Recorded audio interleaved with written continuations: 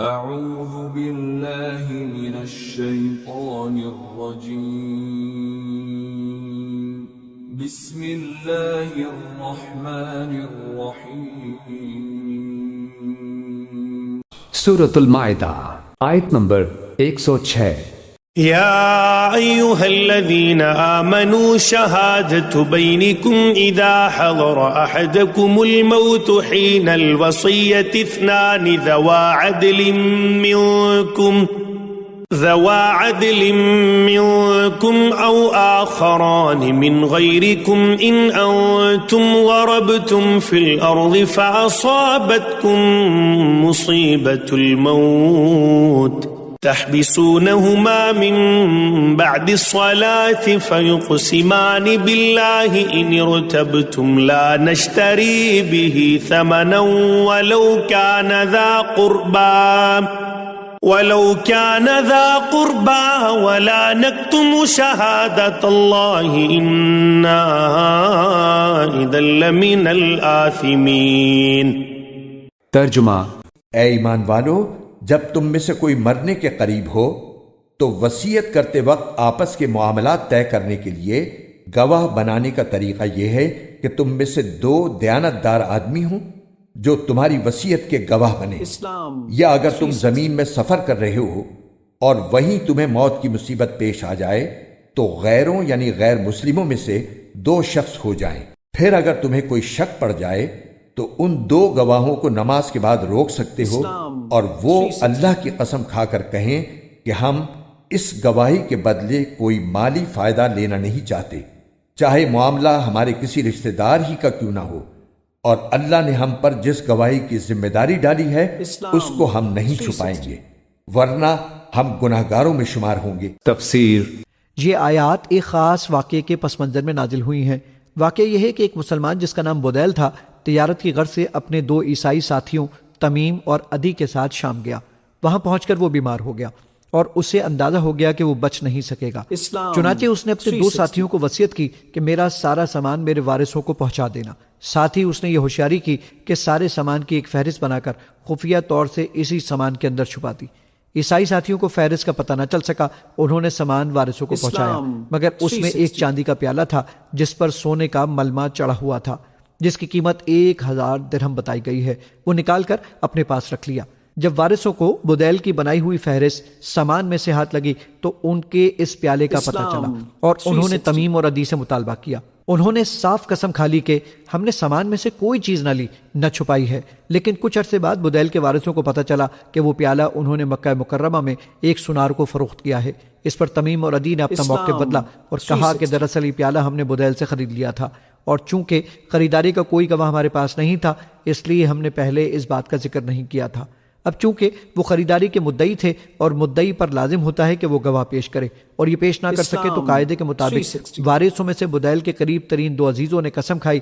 کہ پیالہ بدیل کی ملکیت تھا اور یہ عیسائی جھوٹ بول رہے ہیں، اور اس پر حضرت صلی اللہ علیہ وسلم نے ان کے حق میں فیصلہ کر دیا اور عیسائیوں کو پیالے کی قیمت دینی پڑی۔ یہ فیصلہ اسی آیت کریمہ کی روشنی میں ہوا جس میں اس قسم کی صورتحال کے لیے ایک عام حکم بھی بتا دیا گیا۔ آیت نمبر 107۔ فَإِنْ عُثِرَ عَلَىٰ أَنَّهُمَا اسْتَحَقَّا إِثْمًا فَآخَرَانِ يَقُومَانِ مَقَامَهُمَا مِنَ الَّذِينَ اسْتَحَقَّ عَلَيْهِمُ الْأَوْلَيَانِ فَيُقْسِمَانِ بِاللَّهِ لَشَهَادَتُنَا أَحَقُّ مِنْ شَهَادَتِهِمَا وَمَا اعْتَدَيْنَا إِنَّا إِذًا لَمِنَ الظَّالِمِينَ۔ ترجمہ۔ پھر بعد میں اگر یہ پتہ چلے کہ انہوں نے جھوٹ بول کر اپنے اوپر گناہ کا بوجھ اٹھا لیا ہے تو ان لوگوں میں سے دو آدمی ان کی جگہ گواہی کے لیے کھڑے ہو جائیں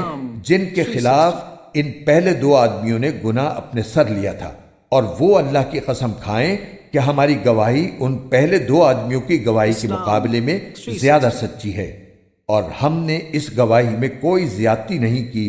ورنہ ہم ظالموں میں شمار ہوں گے۔ تفسیر۔ یہ ترجمہ امام راضی رحمۃ اللہ علیہ کی اختیار کردہ تفسیر پر مبنی ہے، جس کی روح سے الاولیان سے مراد پہلے دو گواہ ہیں जिन्होंने खयानत की थी।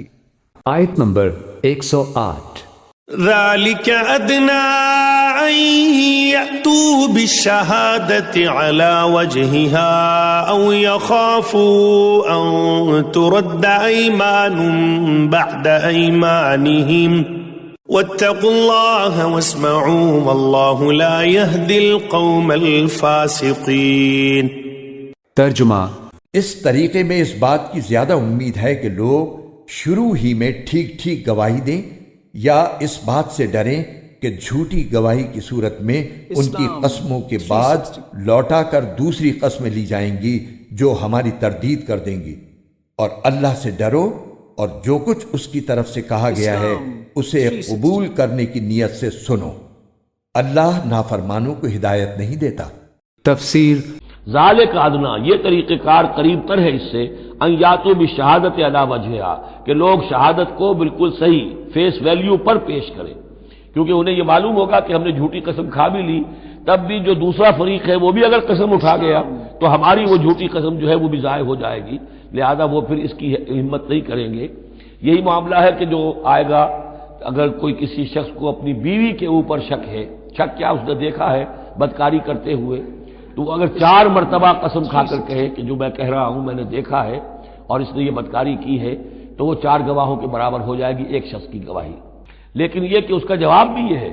کہ بیوی بھی اگر 4 مرتبہ قسم کھا کر کہہ دے کہ یہ جھوٹ بول رہا ہے، مجھ پر تہمت لگا رہا ہے، تو اس کی جو گواہی ہے وہ ساقط ہو جائے۔ تو یہ دونوں طرف سے اللہ تعالیٰ نے بیلنس کیا ہے کہ تاکہ یہ دونوں امکانات موجود رہیں۔ ذالک ادنی ان یاتوا بالشہادۃ علی وجہہا، یہ قریب تر ہے، اس سے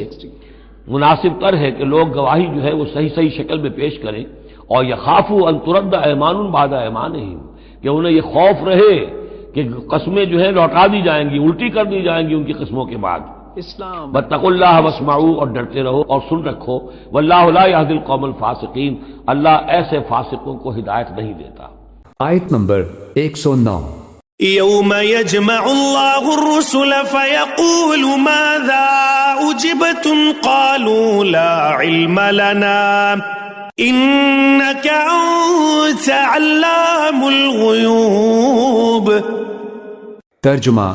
وہ دن یاد کرو جب اللہ تمام رسولوں کو جمع کرے گا اور کہے گا کہ تمہیں کیا جواب دیا گیا تھا۔ وہ کہیں گے کہ ہمیں کچھ علم نہیں، پوشیدہ باتوں کا تمام تر علم تو آپ ہی کے پاس ہے۔ تفسیر قرآن کریم کا یہ خاص طریقہ ہے کہ جب وہ اپنے احکام بیان فرماتا ہے تو اس کے ساتھ آخرت کا کوئی ذکر یا پچھلی امتوں کی فرمانبرداری یا نافرمانی کا بھی ذکر فرماتا ہے، تاکہ ان احکام پر عمل کرنے کے لیے آخرت کی فکر پیدا ہو۔ چنانچہ وصیت کے مذکورہ بالا احکام کے بعد اب آخرت کے کچھ مناظر بیان فرمائے گئے ہیں، اور چونکہ کچھ پہلے عیسائیوں کے غلط عقائد کا تذکرہ تھا، اس لیے خود حضرت عیسیٰ علیہ السلام سے آخرت میں جو مکالمہ ہوگا اس کا خاص طور پر ذکر فرمایا گیا ہے۔ اور شروع کی اس آیت میں تمام پیغمبروں سے اس سوال کا ذکر ہے کہ ان کی امتوں نے ان کی دعوت کا کیا جواب دیا تھا۔ اس کے جواب میں انہوں نے اپنی لا علمی کا جو اظہار کیا ہے، اس کا مطلب یہ ہے کہ ہم دنیا میں تو لوگوں کے ظاہری بیانات پر ہی فیصلہ کرنے کے مجاز تھے، لہذا جس کسی نے ایمان کا دعویٰ کیا ہم نے اسے معتبر سمجھ لیا، لیکن یہ معلوم کرنے کا ہمارے پاس کوئی راستہ نہیں تھا کہ اس کے دل میں کیا ہے۔ آج جبکہ فیصلہ دلوں کے حال کے مطابق ہونے والا ہے، ہم یقین کے ساتھ کسی کے بارے میں کچھ نہیں کہہ سکتے، کیونکہ دلوں کا پوشیدہ حال تو صرف آپ ہی جانتے ہیں۔